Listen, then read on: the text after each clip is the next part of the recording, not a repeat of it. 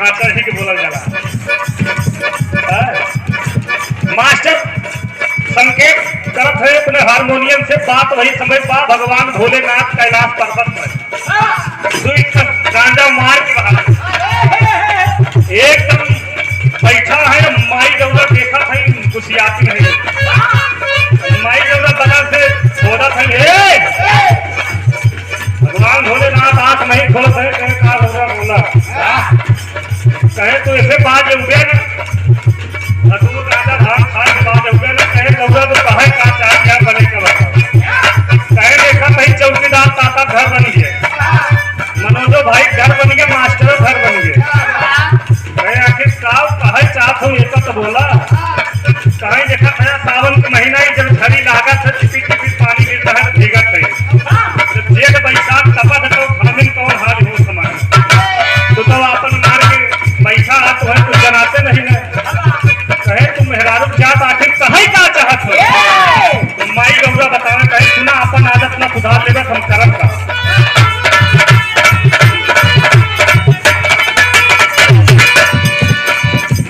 परसेला सवानावा तचुएला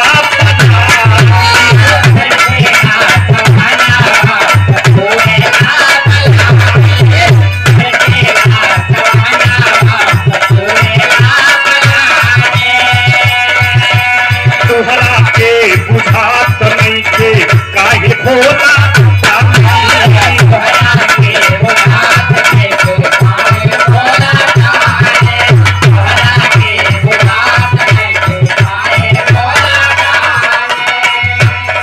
तोहरे सांगे पथरई पे झुरात बानी नहीं के कनेक्ट के नहीं हर जात बानी जी बोला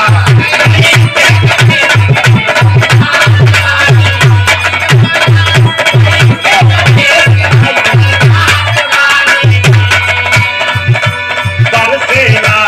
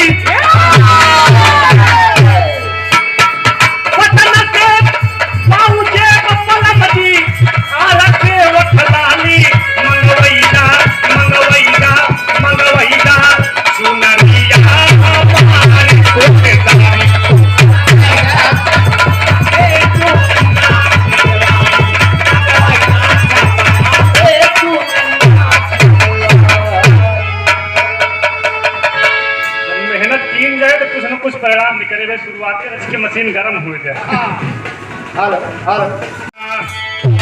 ये जननी धीरे धीरे ना रतिया का मोरी भावानी धीरे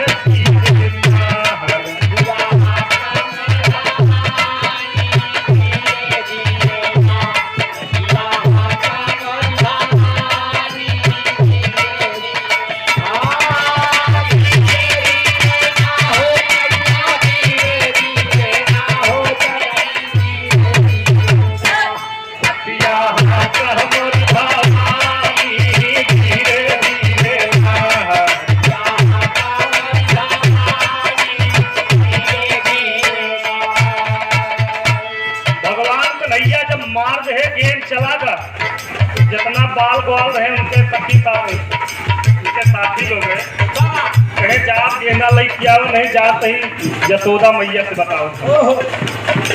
भगवान को नैया आओ ताओ नहीं देखे करते क्या है। कूदे जमुना में कन्हैया लाई के मुराली कूदे जमुना में कन्हैया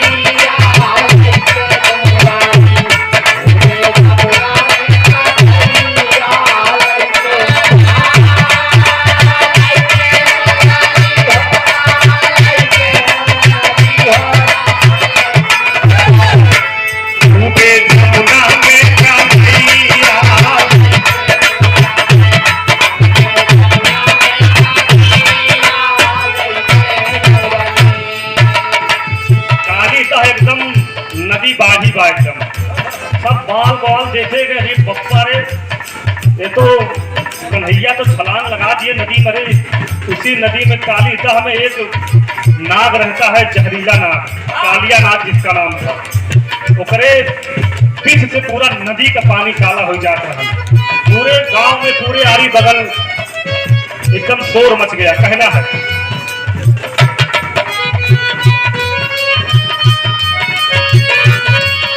बाबा मूर्छा नहीं लगा एकदम।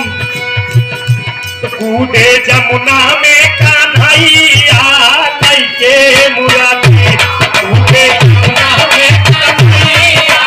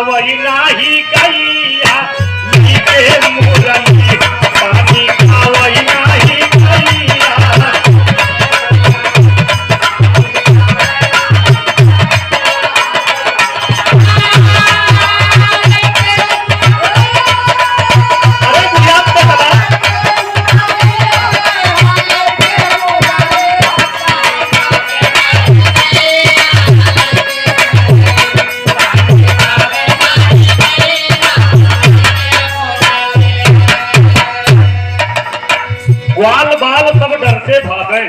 भगवान कन्हैया छलांग लगा दिए, जितना उनसे सखा मित्र है सब भाग गए हुआ से। हल्ला मचाओ। कहना है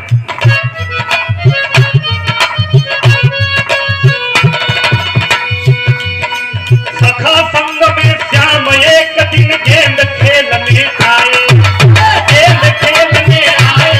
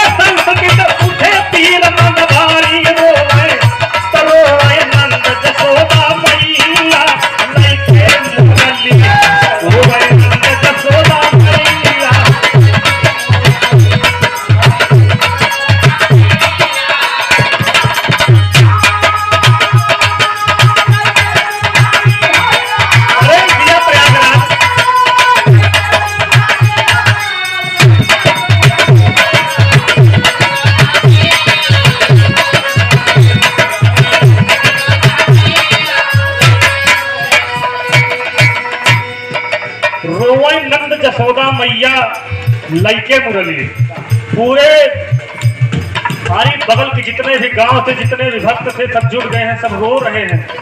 यशोदा माँ भी रो रही है, कन्हैया क्या होगा। लेकिन भगवान कन्हैया जैसे पानी में प्रवेश करत है, नगवा पे कालिया नाक पे औरत नगिनिया फनकार के खड़ी हुई है, खबरदार कन्हैया।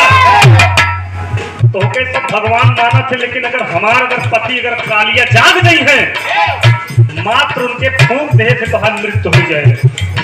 भगवान कन्हैया नटखट, भगवान कन्हैया कहे अच्छा जगावा तो कालिया नाथ का जगावा कहना है।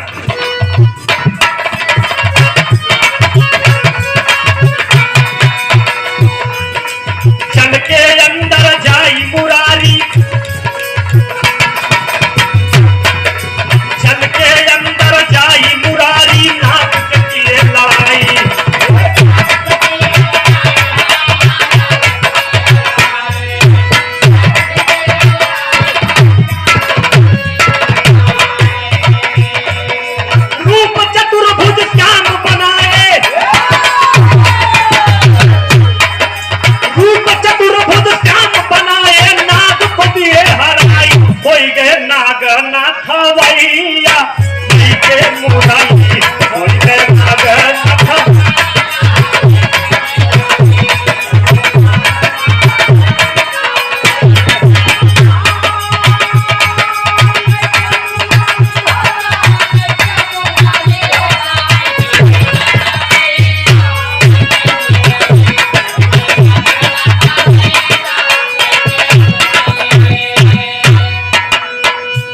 भगवान कन्हैया जब नाग के ललकारा थे, तो नाग एकदम गुस्सा में आए कि फड़फड़ाए कि भगवान कन्हैया के सामने खड़ा हो गया।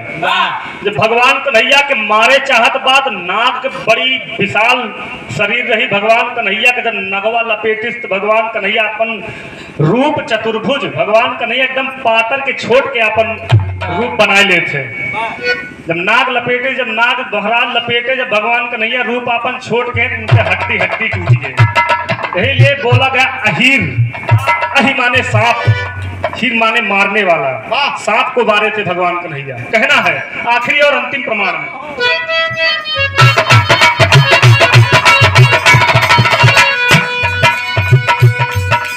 गुरु बिहारी गुरु गणेश कह धन्य है कृष्ण कन्हैया।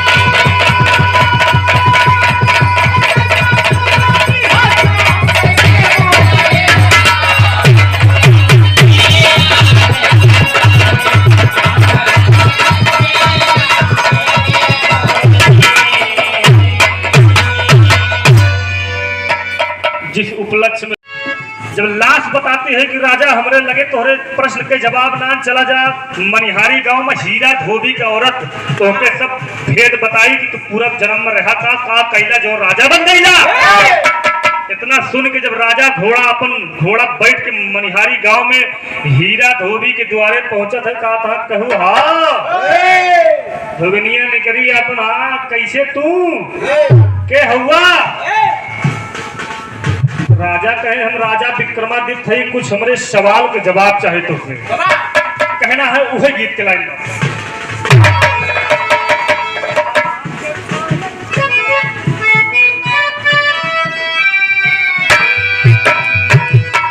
कहवा के खाया चुनवा, अरे कहवा कई पान, कहवा के टीकूली, कहवा के टीकूली,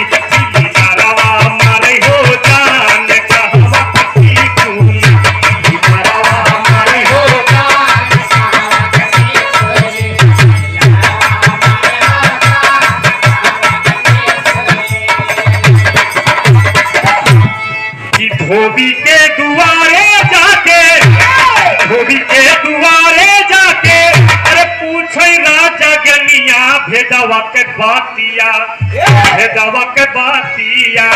पूछे पूर्व जन्म के हाल भेदवा के बातिया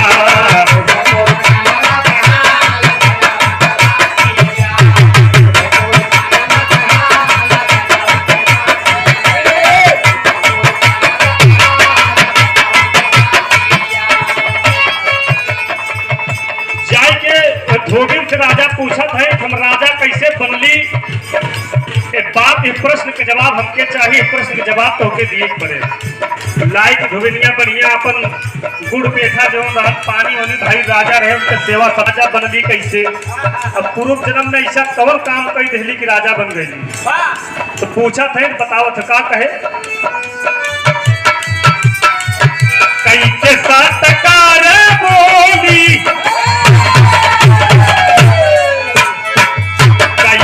सत्तारा बोली राजा से धोबिनिया हो भेदवा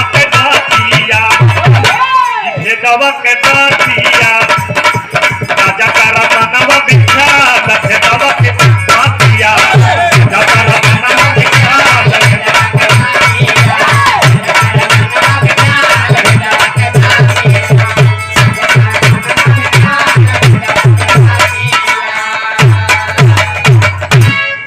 धोबिनिया जब बतावेला राजा सेवा सत्कार हो गया देखा। अब बतावत है पूर्व जन्म में का कैला तो का रहला कहे बतावा कहे पूर्व जन्म में तू रहला मुसहर के लइका।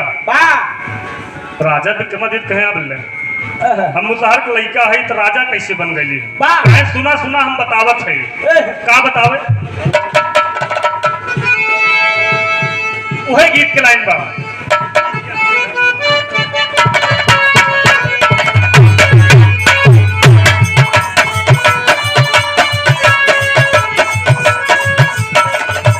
बड़ी गर्मी जैसे समय मौसम गर्मी चलत बा एकदम तपन बाई से तपन में कोनो लड़का के शादी हुई गए।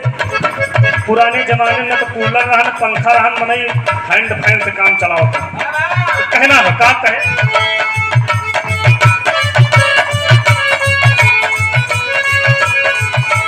रतिया होले करमिया हो रतिया होले करमिया ना को कई सौना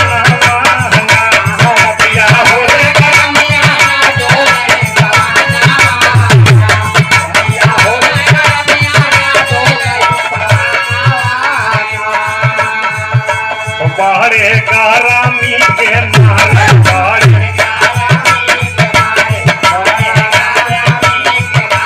कैया तू तई मोर दुआरे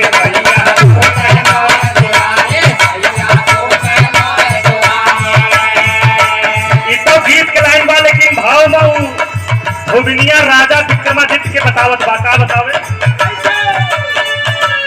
धोबी घाटा पे बोली राजा से धोबिनिया धोबी घाटा पे बोली राजा से धोबिनिया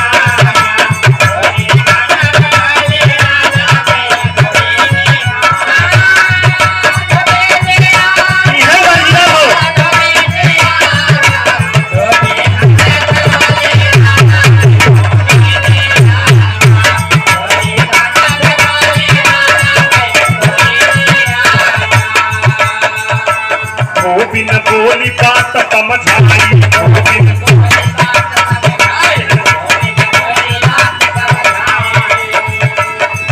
बिन बोली बात समझाई तोहते छोट ये गौ भाई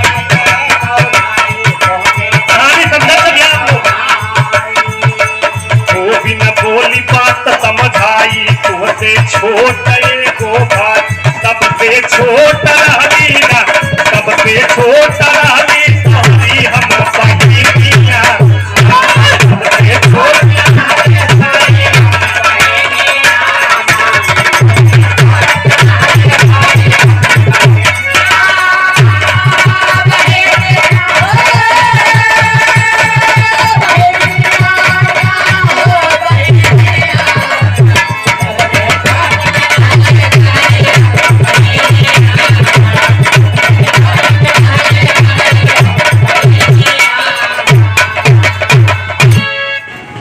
धोबनिया तोहरे तुझसे छोट एक भाई रहन तोहरे तोहार हम छोट बहिन है। राजा कहे अब ले जोन बात अब बनी रही अब हैं अब तक हम मुतार के लड़का रहे अभी माँ बहन हो गई। कहे धोबनिया कही जोन बतावत ही सही है। कहे अच्छा ही बताओ फिर कैसे हम राजा बने तो बतावे। वही गीत के लाइन बाद जो हमारे स्वर्गीय रामदेव ग्रुप ने जवानी के आलम में गाओ था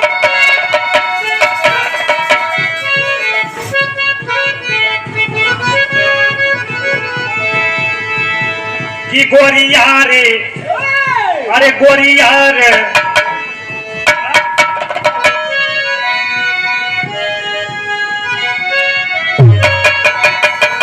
कि गोरिया रे अरे गोरिया रे बिजुलिया कहवा गिरी गोरिया रे बिजुलिया कहवा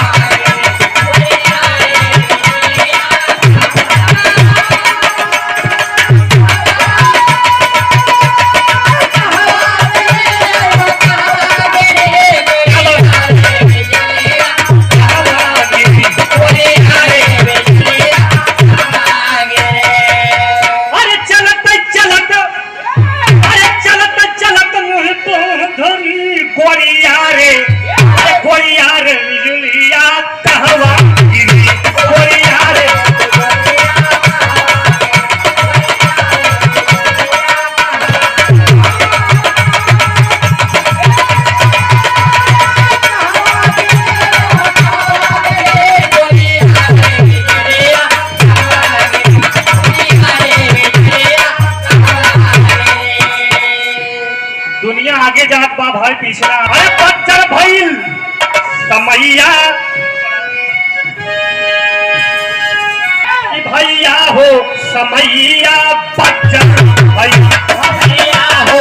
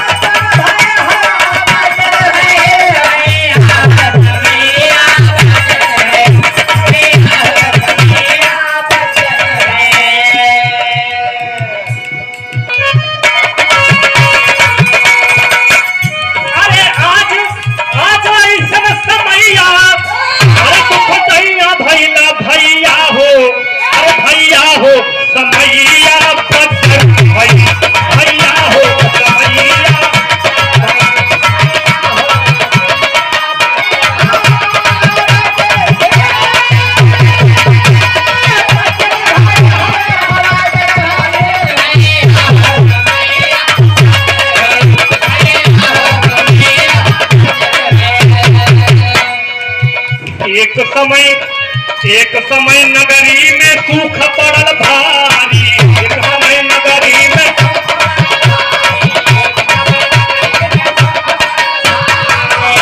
अरे अन्न बिना चलता तब कि राजा जी आपके नगर में उस समय हम लोग बहुत गरीब थे। उस समय अपने नगर में बहुत बड़ा सूखा पड़ गया था।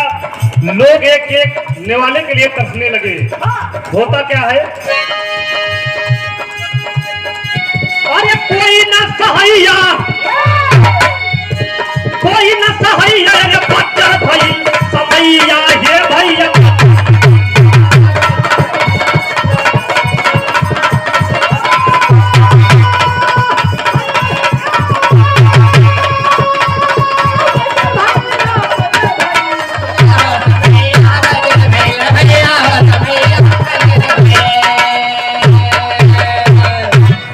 राजा कहे जब सूखा पड़ा तो का भा कहे सूखा पड़ा पूरे नगर के लोग एक एक रोटी के लिए एक एक कवर के लिए तरसने लगे। कहे तब का भा आगे कहे हम रहली तू सबसे बड़ा भाई रहला एक तुझसे छोट भाई हम तहार सबसे छोट बहन रहे।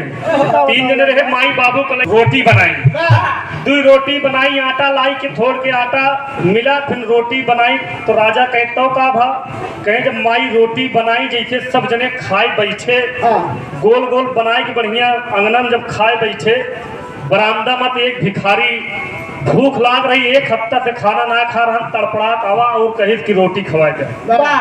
जब रोटी मांगिस तो पहपट के भाव में कहना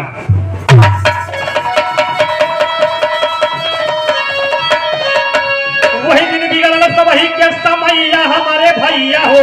अरे वही दिन बिगड़ सब वही के समैया हमारे भैया हो। जगमगात धारा में डूबत नैया हमारे भैया हो।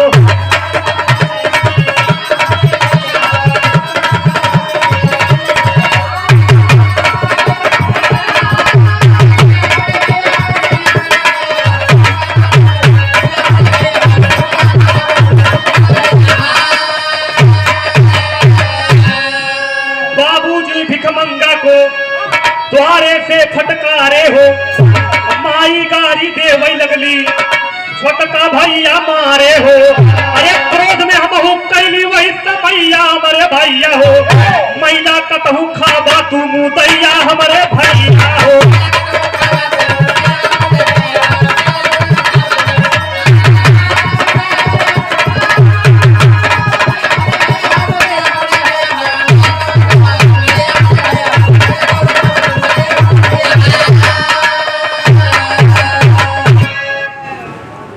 धोबिन बतावत बा कि तोहार सबसे छोट बहन रहे जब भिखमंगा आई दुआरे रोटी मांगे तो बाबू फटकार दिए। बाबू डांट के भगा दिए। लेकिन जो छोटका भैया रहे उनके बर्दाश्त ना था। उठाए के डंडा भिखमंगा के ऊपर वार कर दे। पूरे खोपड़ी में लग के मोड़ फूटी गए। खून बहने लगा। कहे तब आगे का था। कहे जब खून बहने लगा फिर भी वो भिखारी तड़प रहा था। बोल रहा था कि मार दे एक आध डंडा और हमको मार दीजिए, लेकिन एक कवर एक रोटी दे दीजिए। देखा सब आग बर्दाश्त हुई, लेकिन पेट के अग्नि बर्दाश्त नहीं होता है। रो के जब कहने लगा तो छोटका भैया मार दिए तो हम ताव मार के कहीं जा रोटी का खाबा, कहीं जाए कि तुम मैला खाबा। इतना कही कि जब भिखमंगा का जब द्वारे पर से भगावे लगे तो कहे फिर आगे का आभा, कहे फिर तू का कहिला हम बताओ थी आधा के लाइन में।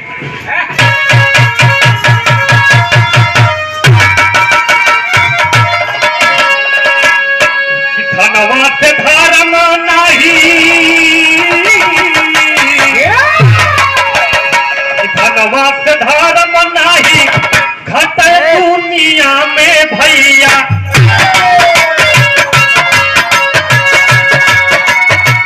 लेकिन नया धर्मवा से छूटी जाना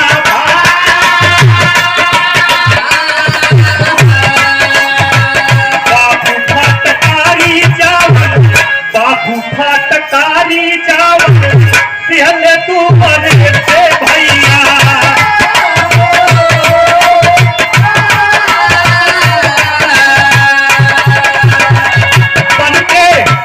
बन के भीख मंगाया कहरई द्वार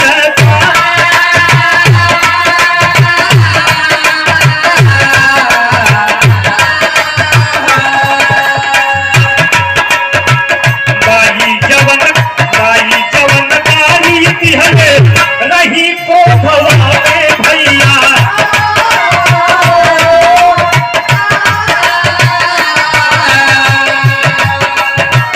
बन के कुटिया देखाया जाता नहीं हर माता।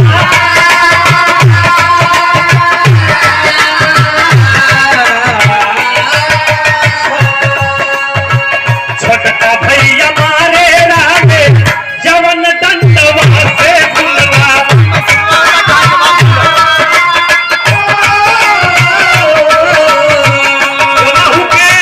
ओनहु के नरकवा होई कैले सीरीना।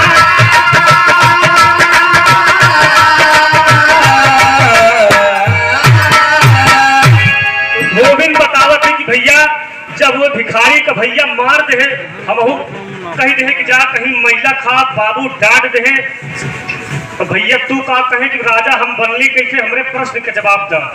कहे भैया तू राजा बनला कैसे, एक खड़ी के बाव में बताओ भैया। लेकिन एक बात और बताए कि जवन भिखमंगवा तू कृष्ण बन में गया है, जवन तोके बताए कि जा छत्तीसगढ़ राजा के दरवाजे में बाबू है अपन। वही जन्म में भिखारी का डांट के द्वारे भगाए रहे। आज वे द्वारे द्वारे जाए की भीख मांगत है। कहे तो माई कहीं रास्ता में आवत की जो एक कुतिया मिली रही हमारे पहले जन्म का माई है। वही भिखारी का गरियाई के द्वारे पर से फटकार के भगाए रही। उनका आज सजा मिली बाटे, दुआरे दुआरे कौरा मांगती हमें। कहे छोटका भैया, कहे जो राजा के छत्तीसगढ़ राजा के दरवाजे पे जो लाश पड़ी रही वो हमारे छोटका पूर्व जन्म के पहले जन्म के हमारा छोट भाई है। वो रोज पैदा हो तो रोज मर जाए तो उनका नरक हो गया। इतना बताओ थे तो कहे राजा हम कैसे बनली, खरी के भाव में कहना।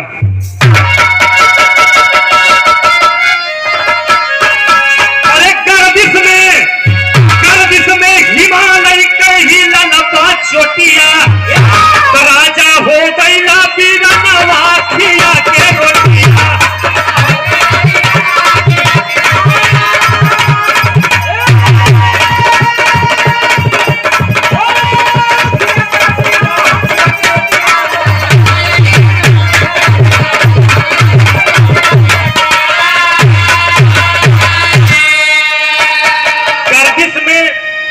हिमालय के चोटिया, राजा हो गईला बीरनवा खिया के रोटिया। भैया सब जने वही ठाए, माई बाबू हम तीनों जने रहे, लेकिन आपो रहला, आप का कैला वह भिखमंगवा को उठाई के मुड़वा में गमछा फाड़ के बांध देला, खुनवा बंद हो गया, रोटिया खवा देला, तो के वो आशीर्वाद दे देला कि जा मुन्ना पूरा जन्म में तू अगले जन्म में जाए कि तू राजा बनवा। तू कहना है खुदा पीर से पागलवा भिखमंगा रोटी खाके, छुदा पीर से पागलवा भिखमंगा रोटी खाके। अरे ना तू आए दिया भैया तुमको वो हर साके, ऐसे हो गई ना यही से पौला सिंहासन वाखिया के रोटी।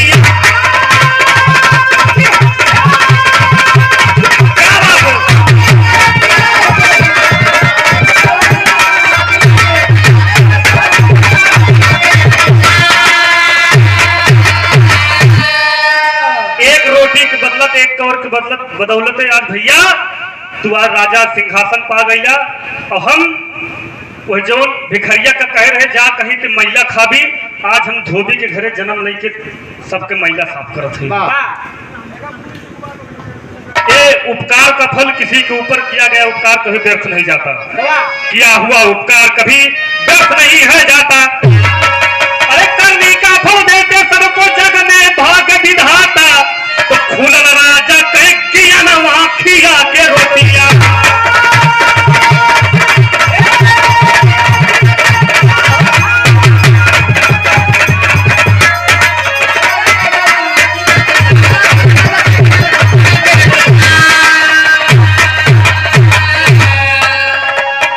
उसी दिन राजा को उनके प्रश्न का जवाब मिला। इसीलिए कहा जाता है कि अगर किसी के ऊपर उपकार करोगे, अगर वास्तव में वो व्यक्ति परेशान है, अगर आप उसका उपकार उसके ऊपर कर दिए, अंदर से जो आह निकलती है, जो आशीर्वाद निकलता है वो लग जाता है। आज नहीं तो कल आपको मिलेगा। कहना है गुरु बिहारी गुरु गणेश, गुरु बिहारी गुरु गणेश, गुरु रामलाल की लीला। अरे गुरु चंद्रिका रामदेव का जोड़ कोई न मिला हो।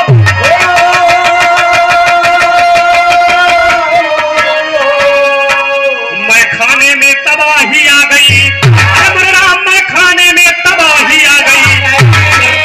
रामदेव कुंडा लाल का सारी दुनिया जाके मैं खाने में तबाही आ।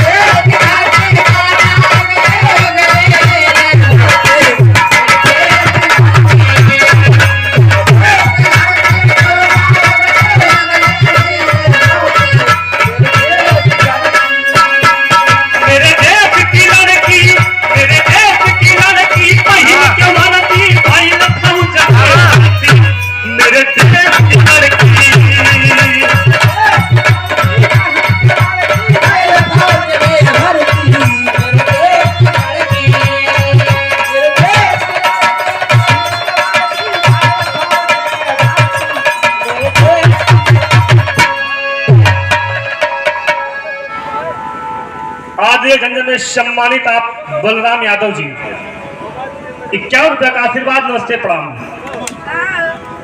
पानी पीला था उसके बाद